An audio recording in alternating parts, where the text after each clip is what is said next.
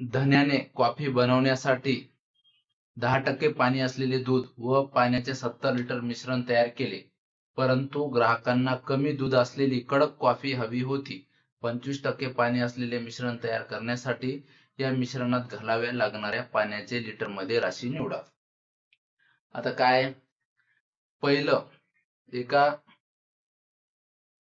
चहावाला मालक किंवा धनी आहे, त्यानं काय केलंय, कॉफी त्याच्याकडं 70 लिटरचं काय आहे, मिश्रण आहे. कशाचं? दूध आणि पाण्याचं. त्याच्यामध्ये पाण्याचं प्रमाण 10% आहे. मग आता मिश्रण, एकूण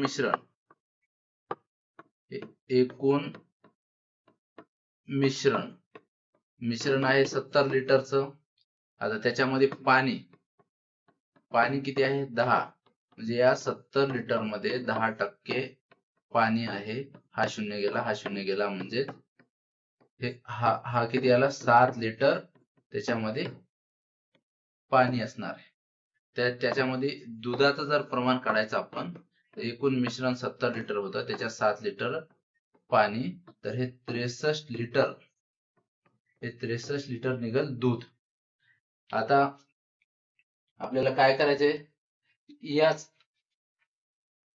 याच मध्ये काय करायचंय, पाणी टाकून त्या मिश्रणामध्ये पाणी टाकल्याच्या नंतर पाण्याचे प्रमाण 25% होईल अशा पद्धतीने त्याच्यात पाणी ओतायचे.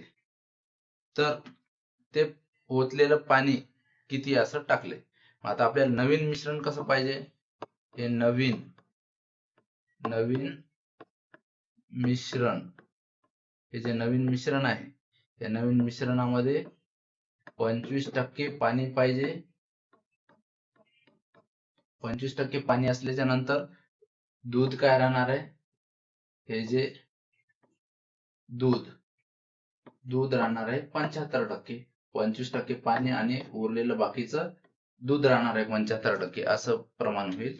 म्हणून हे 75% दूध म्हणजेच 63 लिटर दूध सुरुवातीला आपण काढलेलं हे, आणि त्यामध्ये 100% म्हणजेच हे किती दूध, x बरोबर 100 गुणिले 63 भागिले 75.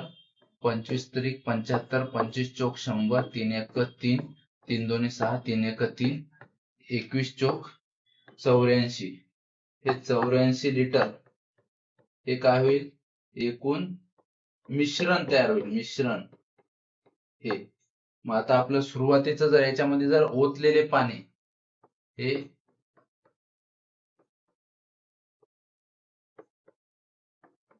ओतलेले पाणी किंवा त्याच्यात टाकलेले पाण्याचं, हे 25 लिटर बनवण्या 25% पाण्याचं प्रमाण बनवण्यासाठी किती पाणी टाकले, हे ओतलेले किंवा टाकलेले पाणी.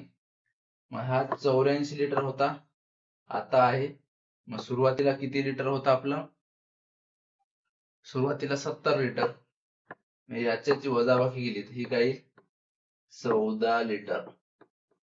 म्हणजेच हे काय असणार आहे, नंतर तुम्ही त्या पाण्याचं प्रमाण 25 लिटर या पाण्याचं प्रमाण 25% करण्यासाठी त्याच्यामध्ये हे 14 लिटर पाणी तुम्हाला ऍड करावं लागलं.